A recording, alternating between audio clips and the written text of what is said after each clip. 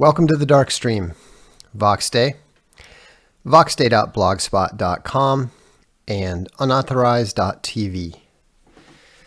This is the first members-only chat on the Darkstream.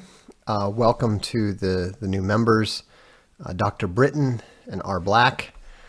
Perhaps a few folks will want to join as well. My apologies for being late. We were actually working on the production of the first Alt Hero Omnibus, and we're just trying to nail a few details down. So anyhow, this is the first, as promised, members only chat, and we're going to be talking about how victory is showing up for the future.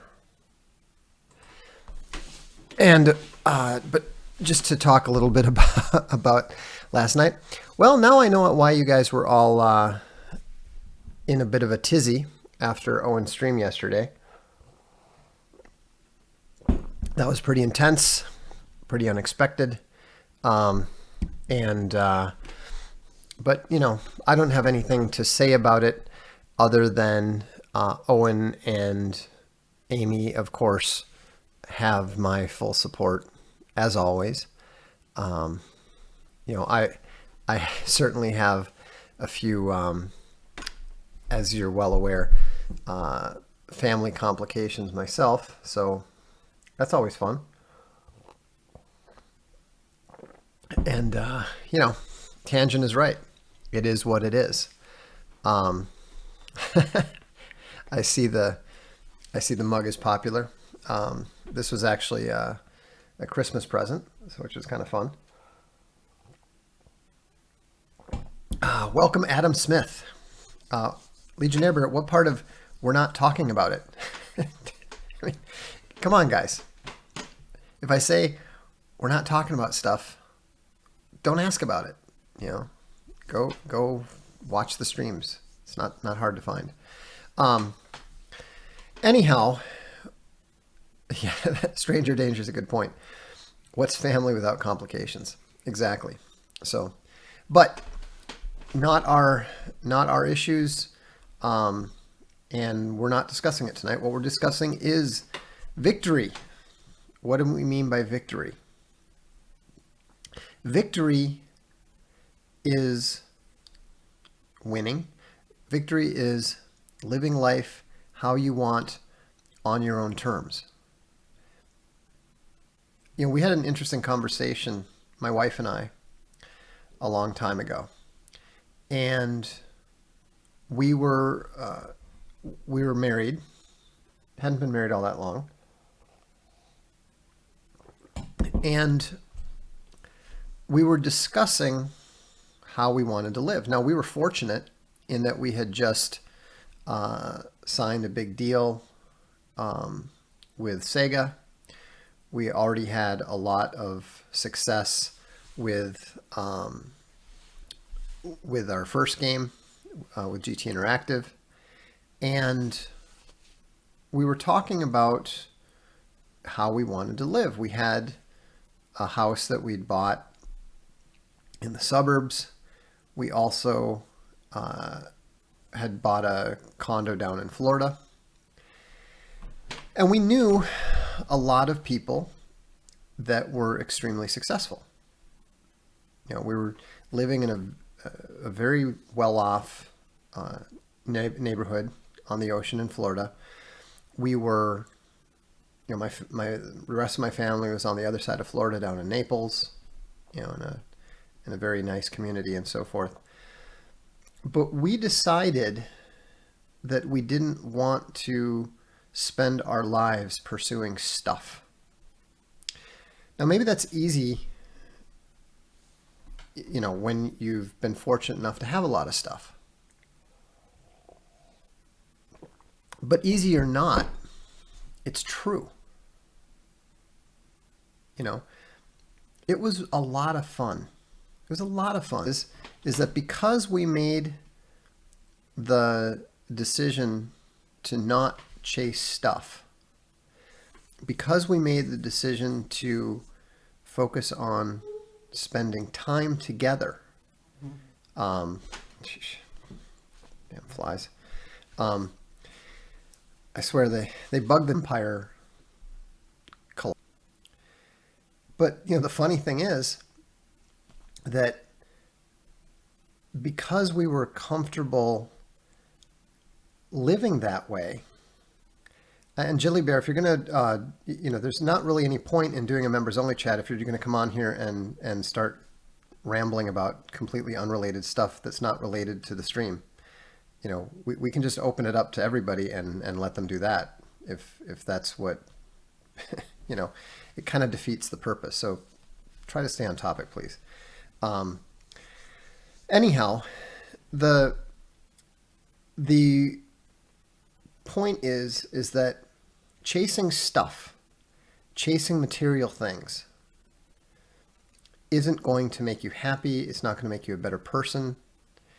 It's not going to improve the quality of your relationships with the people around you, with your friends, with your family, with your acquaintances. I'm not saying that stuff is not nice. I mean, look at where I'm sitting right now. I mean, I've got an awesome chair. My technical equipment is actually pretty good. Granted, the fly thing I could do without, but so I'm not saying that you should live like mendicants who have taken a vow of poverty, but they shouldn't be the focus. And a mistake that a lot of people make, especially young married couples, is they put the concept of stuff ahead of the concept of building their family. And and I was as guilty of that as anybody else. At a certain point I was like, well, we shouldn't have any more kids because how are we going to pay for their colleges? Well, paying for college looks pretty stupid these days. It's a bad investment for most kids. And if you're the kind of kid who really needs to be going to college, you're probably going to qualify for some pretty good scholarships. And if you just need to punch the ticket, you don't need to go to somewhere that's going to cost you $60,000 a year, $80,000 a year, $100,000 a year. And so the kids should come first. The family should come first. Then worry about how it's going to be. There's Italian couples who don't have more than one kid because one kid is all they can afford to put in designer clothing. That's insane. That's absolutely nuts.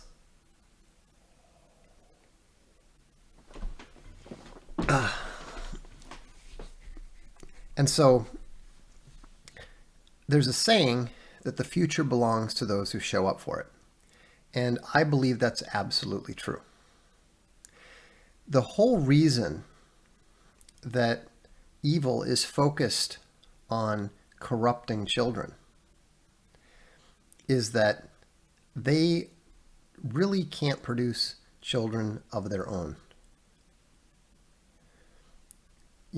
Their lives are barren and sterile. Sometimes because they're trying to put pieces together that don't create children. Sometimes it's because they have bought into the lies of feminism.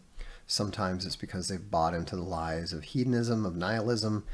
They've bought into the lies of overpopulation, of you name it. They buy into the lies and they don't show up for the future.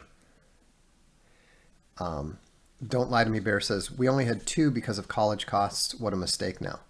Absolutely. That's a tremendous, a tremendously unfortunate decision. And it's one that a fair number of people of our generation have made. Generation X generation. We were down on the whole thing because we didn't buy into most of the baby boomer lies, But we did buy into some of them, and that was one of them. And so, I would encourage any young couple, at least 4, 6 is better. That's how you show up for the future. That's how you win. That's how the American colonists ended up taking over America, taking over the continent of America. That's how the Israelis have been able to maintain their state in the Middle East. The lack of children is why there's been this excuse of, we need immigrants because crops are rotting in the field, because we need to maintain the pension plan. Now, obviously, the whole idea of importing a bunch of low IQ, unproductive people to replace Germans and Americans is not going to work. It's fundamentally flawed. But the fact that people weren't having enough children is why they had that excuse in the first place. And so Ty Richards says, kids aren't expensive if you get out of the lollipops, fancy pants, college mentality. Exactly. Most of them, the reality is that most of them have absolutely no need for college. A lot of them have no interest in college. The healthy young woman wants to get married and have children. That's what a smart, responsible, healthy young woman wants to do. They've tried to reprogram them, but our generation has seen the lie. If I look at the women that I graduated with from high school and college, uniformly, the least happy, most miserable women are the ones who never got married, never had children, but they got their college degree. And from Bucknell University, very expensive college degree.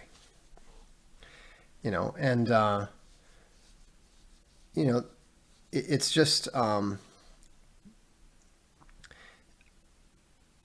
children are a blessing, and children are winning,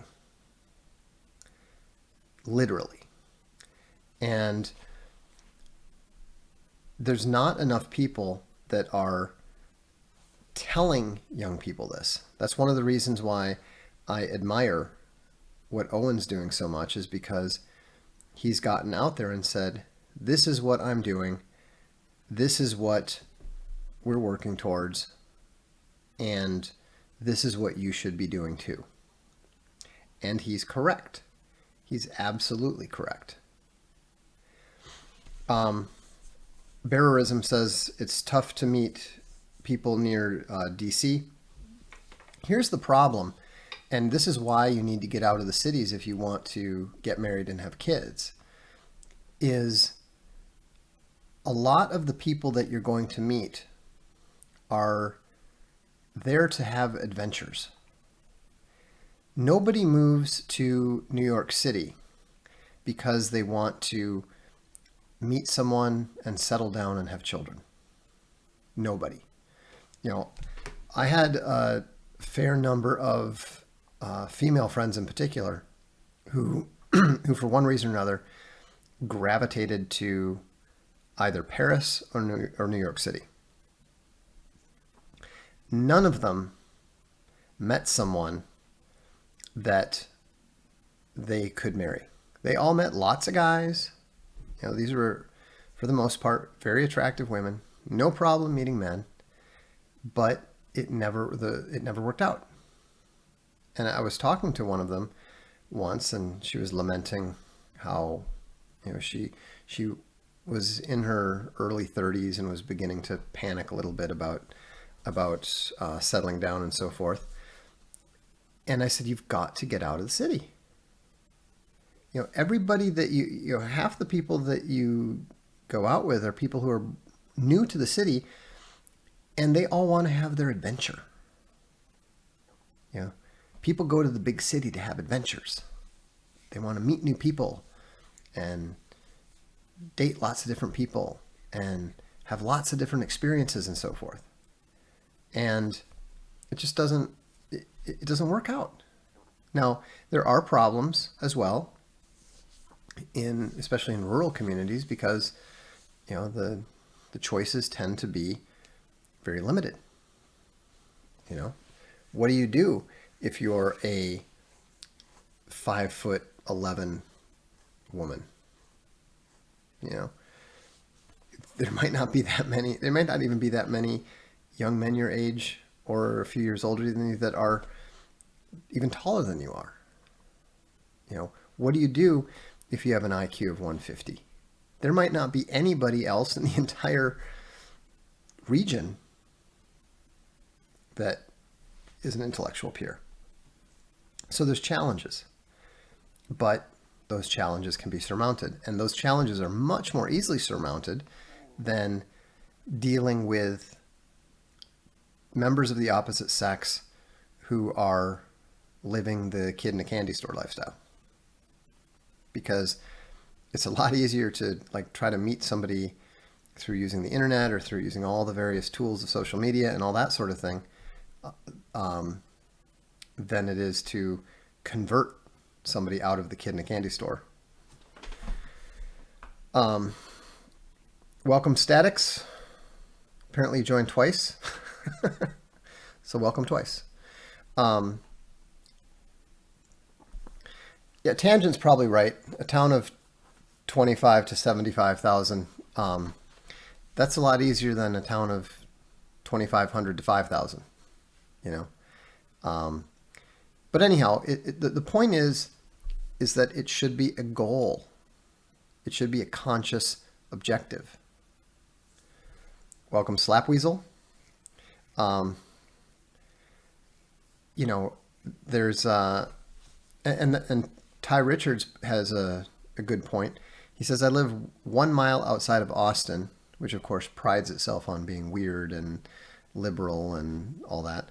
And it's amazing how many normal people you can find once you are 1 mile out. Static says, part of the problem is that women have insane standards for what's a good mate. I disagree. Well, I don't do FaceTime and so forth. It is much, much easier to communicate and be in touch with people who don't live next door to you. The Kurgan.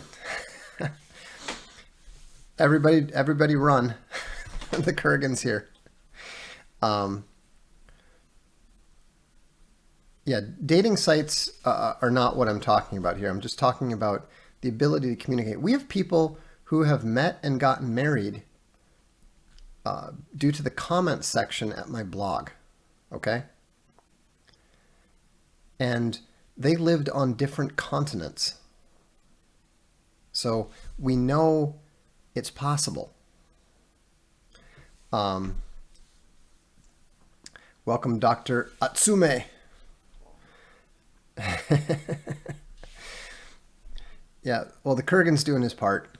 He's showing up for the future. I can testify to that. Welcome, Karen took the kids. That is a crazy name. I'm not even going to touch that one. But unauthorized dating coming soon.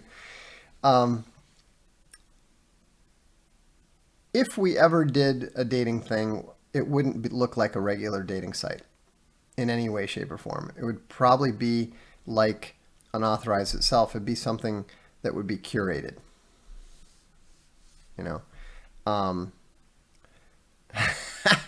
The Kurgan says, tell your listeners, if I can marry and breed, everyone can.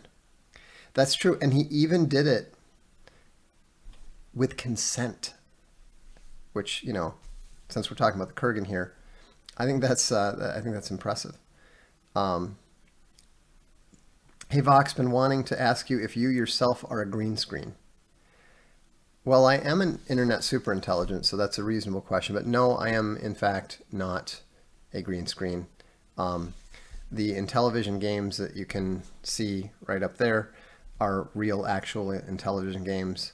The Encyclopedia Britannicas behind me are actually real. It's all real. Welcome, Christopher McCullough. We have greatness in the house.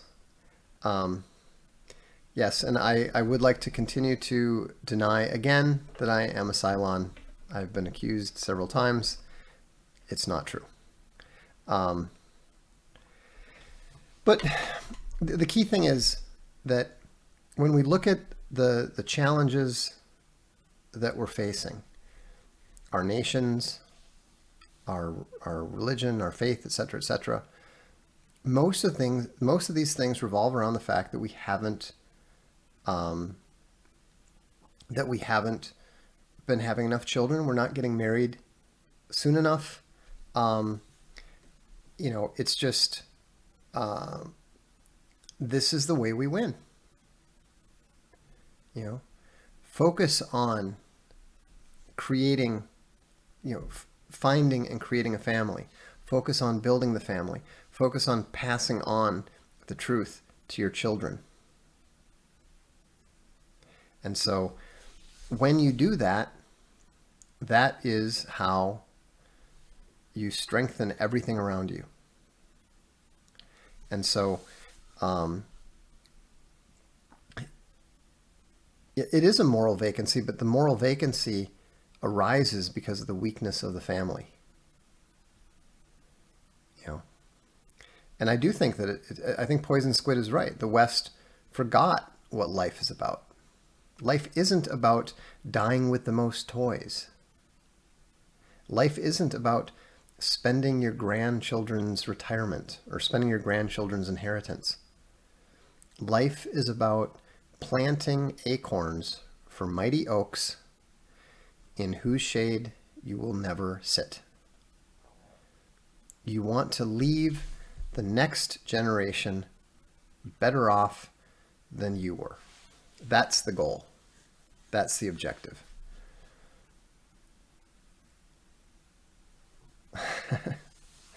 Some women say it'll ruin my figure. That's absolutely false.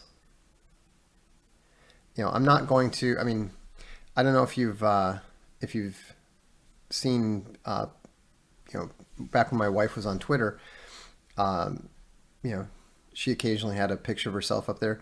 You can see that having children didn't harm her in the slightest. For a more recent example, look up Abby Crouch.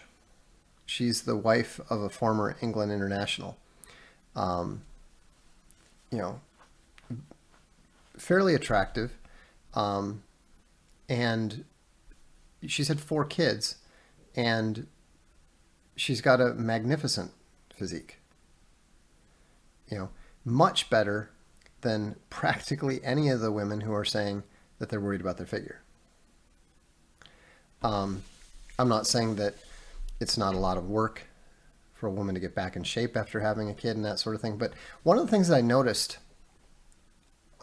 several years ago was that I was at the beach, and you would see these slender women with good to great bodies in bikinis chasing 3 or 4 kids around. And then you would see these behemoths waddling around with 1 kid. I even commented as much to this one woman who had like 4 kids. And she said, I don't have time to stuff my face. I'm always chasing somebody around. Maybe that's it. I don't know. But, it's a lot of the, it reminds me of when women say, well, I don't want to lift weights because I don't want to, get all huge and muscly. And you look, and there's these, the hot, slender gym bunnies are all lifting weights, and then all the overweight women are, waddling along on the treadmill or something. It's like, are you even paying attention? You know?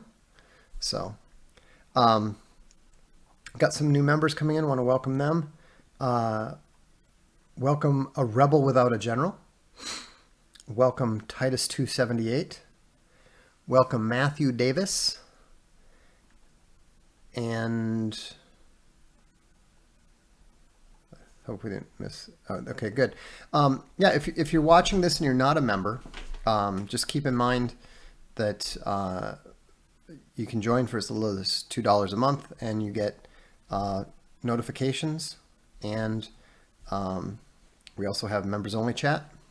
And if you're hardcore into books, at the $20 a month level, you get access to the book reviews, the book review streams. So, A Rebel Without a General says, "You got me, Vox. I will give you a few shekels. It's tough finding a girl. My parents tell me that's okay to wait until I'm in my 30s to marry. Effing boomers." Well, if you are, men can wait a little bit longer, but you should be looking regardless. It's fine for you to be 30 and marry a girl who's 22, and you'll still be able to have kids and so forth. That's kind of the normal. Historically, that's been more the norm. Not people marrying exact age peers, or what seems to be the preference now is people marrying, men marrying women who are 2 years younger. If you just look at the average age of marriage, that's kind of where things are now. But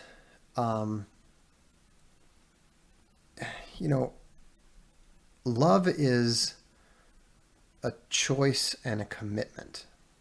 Yes, there is the whole butterflies thing and the the romance side and that sort of thing, but we already know that chemical explosion fades within 18 to 24 months for everybody. And so it's more important that you like each other, genuinely like each other, enjoy spending time together, and have reasonably common goals. They don't all have to be exactly the same. One of the big mistakes that men make is they think that the woman has to have views that are the same as their own. If a man takes the appropriate place in the relationship, his wife's views will gradually, over time, tend to approach his own. Women are dynamic. Women very, very frequently change their perspectives. That's why they're so susceptible to all the feminism nonsense. That's why they're so susceptible to believing that boys can become girls and vice versa. They have a much more fluid and dynamic perspective than the average man. And so that's not just a weakness or a potential problem. That's also a potential strength if you understand that and you are strong enough to stand your ground.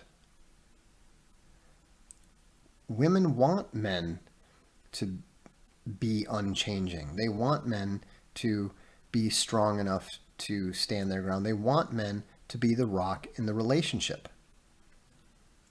They don't want you, weeping and talking about your feelings and asking them what they want for dinner all the time. Let me hit a few super chats here. To open that up. There we go.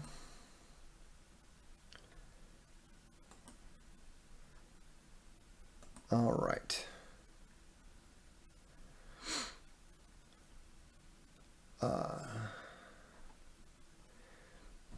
Any recommended reading by or about Churchill? Yes, I recommend reading his History of World War II. Obviously, it's biased. it's from his perspective, but he was in the unusual position of being a genuine writer who was in a position to see a lot of things from the very center. It's fascinating stuff. I also recommend his History of England, although I prefer Oman's. Hans asks, have you ever written a book on fatherhood and or manhood? No, I have not. He is glad to be a member. We're glad to have you. Lucius Quinctius Cincinnatus says, Cato, AEI want women employed and not having kids. Of course they do. They're neo-clowns. They want to destroy America and they want to destroy Western civilization. That's how you do it.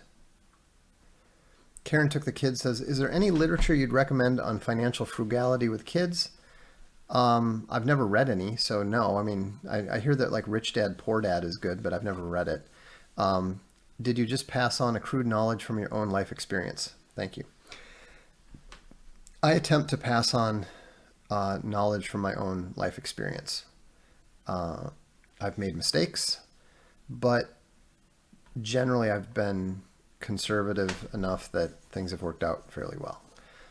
Jeff Mullins from Japan, konbanwa, have two longtime friends who have been married many years but have 0 children. Visiting their homes is sad. They have the empty feeling. I think it can be difficult for childless couples, and but it can also work out fairly well if they have a close relationship with families that have children. Our kids are fortunate to have close relationships with members of the family who don't have kids, and it's I wouldn't say that it's a substitute, but it still is an important role that can be played. I wouldn't denigrate that in the slightest, nor would I assume that people are sitting around miserable and unhappy in those situations. But again, a lot of people were lied to. A lot of people were encouraged to put false priorities first. And, it behooves us to recognize that for some people, there was no choice. They never made a choice. It was just a situation that was thrust upon them by negative influences in society. Jack Cool says, have you ever addressed the porcelain documentary on Owen? No, I've never seen it, and I don't pay any attention to that kind of stuff. I tried watching it, but it and the comments on it struck me as gamma as hell. I'm not surprised. That's what gammas do. They literally exist to try to shoot people down, tear people down, and attack people. They're incapable of building. Stevie O said, didn't the last time a generation had tons of kids lead to the baby boomers? Yes, but I think that was a unusual situation because you had a generation that was shocked and scarred by war. And so that led them to fail in their parental duties, I think. Clark Smith generously contributes $20 with no question. So thank you, Clark. And welcome, Frank 5. Let's see here. Yeah, Churchill was pretty obsessed with smashing Germany. Instigator said, Rich Dad, Poor Dad is a book pushed by multi-level marketers. Okay, so maybe don't read that. I don't, again, I've never read it, so I really shouldn't even mention books I haven't read.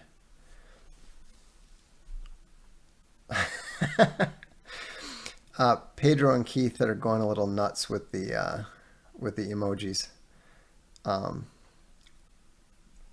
Don't Lie to Me Bear says, former female high wage slave here.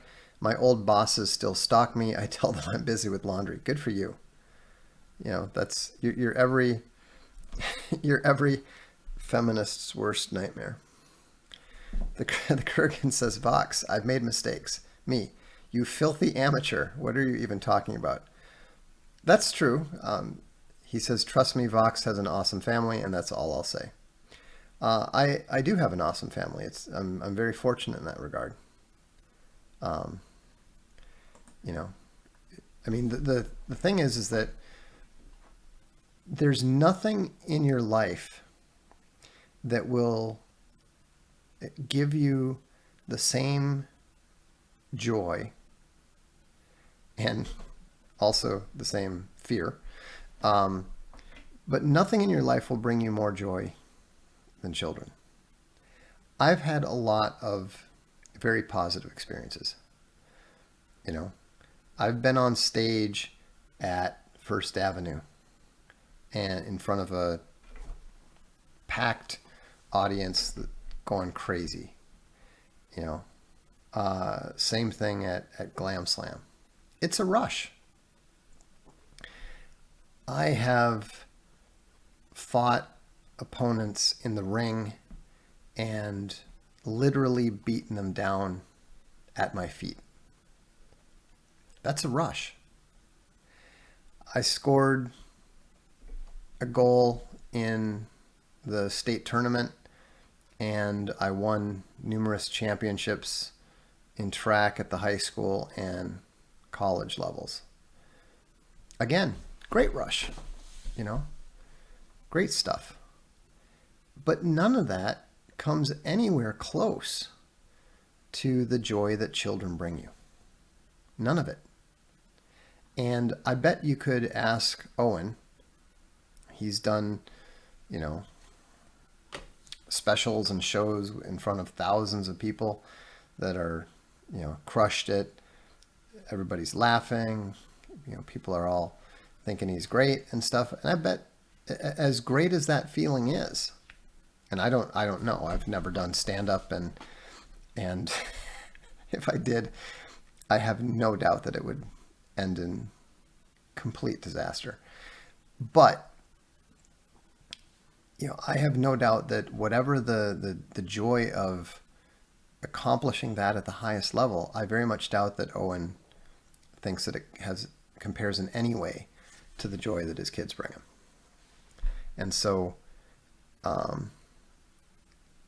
it's something that somebody needs to tell you this. Some people need to encourage this, because we all, anyone who's been a parent, we all know what that total inability to comprehend the unknown feels like. We're all there. I mean, there's no more in my entire, I have found myself out in a strange state in the middle of winter without a jacket and no idea where I am, no money, no phone, and I felt much less overwhelmed and totally clueless as to what to do than when we came home from the hospital with our first child. I mean, that's when you're just terrifying in a way. But it's very fulfilling too. Vox, why do you like the glass bead game? Well, it's fascinating. I mean, it seems like it has a philosophy you loathe. I don't loathe Hermann Hesse's philosophy. I appreciate it. He does have that sort of neo-Buddhist humanism that is well intended. I disagree with it. I think it's a dead end. But I definitely don't loathe it. It actually appeals to me. It appeals to me greatly. The idea of living in Castalia is so appealing to me that we actually named our publishing company Castalia House after it. And you may not realize it, but the logo for Castelia House is actually based on the shape of Hermann Hesse's house in Montagnola, Switzerland. So, you know, what's not to like about it? It's beautifully written. It's fascinating. As a game designer, the glass bead game itself is just, like every other game designer who's read that book, I've actually spent more hours than I would like to add up, trying to figure out how that could be turned into an actual game. So there's everything to like about it, in my opinion. Maybe we'll do a book review of it sometime. That'll give me an excuse to read it again. Paul Campbell says, confusion to the enemy. Exactly, although they seem to be doing that pretty well themselves. Grime Knight says, I pray that I get the chance to hold my child and say, this is my beloved son, daughter, in whom I am well pleased. I hope so too. And if you make a priority of it, there is every chance that you will be able to.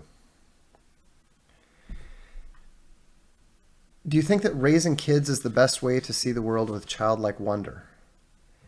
Yes. I highly, highly recommend lying to your kids when they are small at all times, because there is no family amusement like hearing children going, Daddy.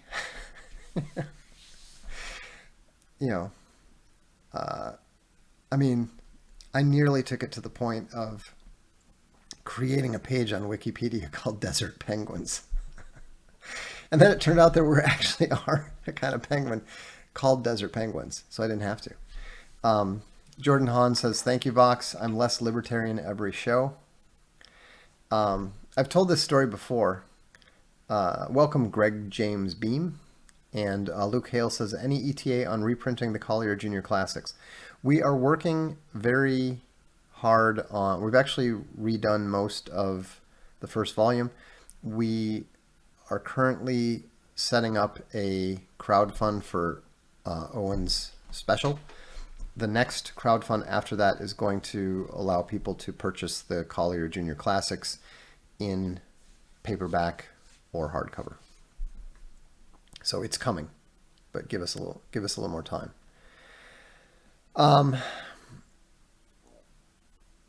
So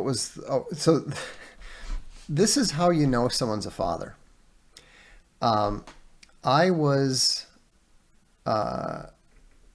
in Stockholm, Sweden, and my wife Skyped me, and I had just taken a shower, so I answered the phone, and I wasn't wearing a shirt. And so one of my kids asked me,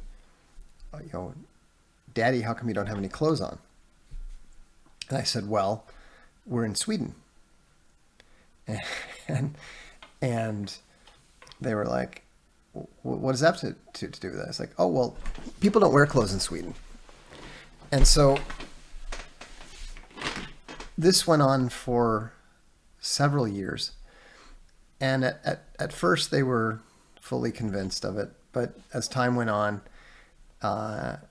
they started to get a little bit dubious and would frequently ask me questions to try to catch me out. But I managed to keep it together, keep a straight face, keep my story straight, and so forth. But one day we were at the park, and a man was sitting in the park, and he had a Sverige t-shirt on. And this particular child saw the shirt, and their eyes lit up because they knew they could find out the truth. So they went running over and asked, do you come from Sweden? And the guy said, yes. And the child asked, do you wear clothes in Sweden? And without missing a beat, his eyes just flicked to me for a second, and then he smiled and said, "Of course not. That would be silly. And it would be as silly to wear clothes in Sweden as it would be to not wear clothes here." And I thought my wife was going to lose it. She was desperately trying not to burst out laughing. But yeah, so that kept the whole thing going for another 2 years. Anyhow, it's those sort of things are the things that kids remember their whole lives. Just the game playing, the interactions. It's really interesting as they get older to talk to them and find out what they remember. And it's, sometimes it's big stuff that you would expect, but a lot of times it's just little things that you would never imagine leave their impact on a child's soul. But that's how they know that they're loved. That's how they know that their parents care. And there's nothing that you can do for a child more than just love them. And some parents just don't. They love themselves more. You don't need to remind any of us from Generation X that there's plenty of parents that love their lives more than they love their kids. But when you love your kids and when you make them your priority, they know it and they appreciate it. So, yeah, I mean, I'm not answering questions about my family and so forth and our personal traditions. All I'll say is that I understand that there are some Christians who have a problem with Santa. Yes. What's a good age to teach them? I don't think it has to do with the age. I think it has to do with who are the deltas and so forth. Welcome, Marie Gollet.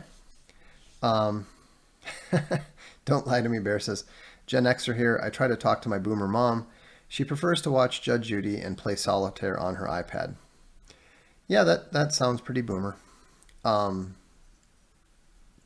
It's just mystifying for a lot of us Generation Xers because we tend to think of our grandparents, and a lot of our grandparents were very involved in our lives, very interested in our lives, very close to us.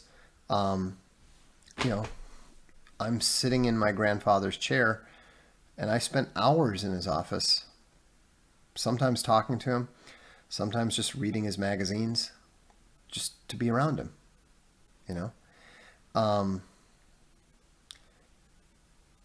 and yet a lot of our parents don't have that much interest in our children. And that's kind of to be expected, I guess. I mean, a lot of them didn't have too much interest in us.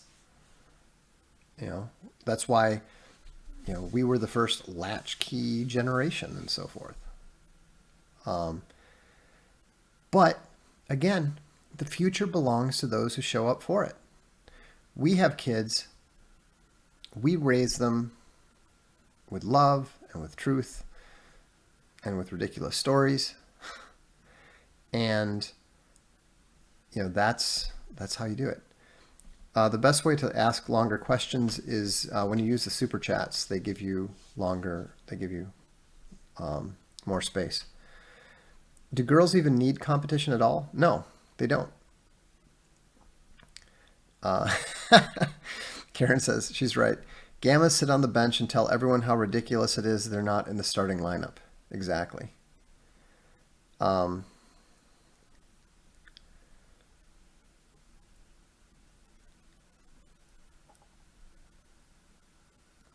The Kurgan's theory is that he thinks boomers had a kid in the candy store syndrome, not just with sex, but with everything.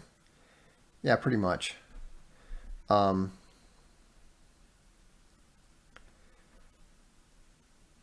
you get along with your mother-in-law? I don't answer personal questions like that.